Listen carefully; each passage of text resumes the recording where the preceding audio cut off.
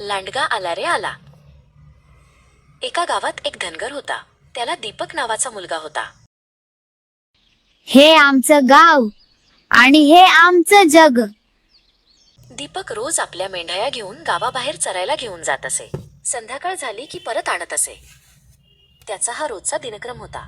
तो जेथे मेंढ्या चरायला घेऊन जाई तेथे शेती होती. अनेक गावकरी तेथे दिवसभर काम करत असत. एकदा तो असाच मेंढ्यांना घेऊन चरायला गेला होता. दुपार झाली. त्याने जेवण केले, पण नंतर त्याला फार कंटाळा येऊ लागला. काहीतरी गंमत करायची असे त्याने ठरवले. तो जोरात ओरडला, लांडगा आला रे आला. लोकांना खरे वाटले. ते शेतातली आपली कामे सोडून काठ्या घेऊन धावत त्याच्याजवळ आले.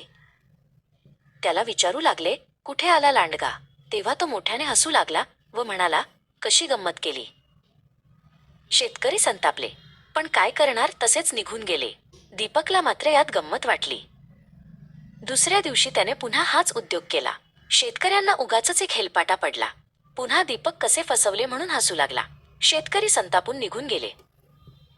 तिसऱ्या दिवशी तो पुन्हा मेंढ्या चरायला घेऊन आला. दुपार झाली आणि तो जेवायला बसला. पण त्या दिवशी खरेच एक लांडगा तेथे आला आणि एका मेंढीवर ताव मारू लागला. दीपक जोरजोरात ओरडू लागला, लांडगा आला रे आला.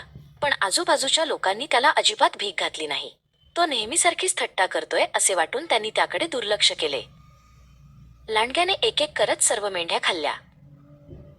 दीपक आपला झाडावर बसून रडू लागला. पण आता काहीच उपयोग नव्हता. त्याला आपली चूक लक्षात आली. पण आता फार उशीर झाला होता.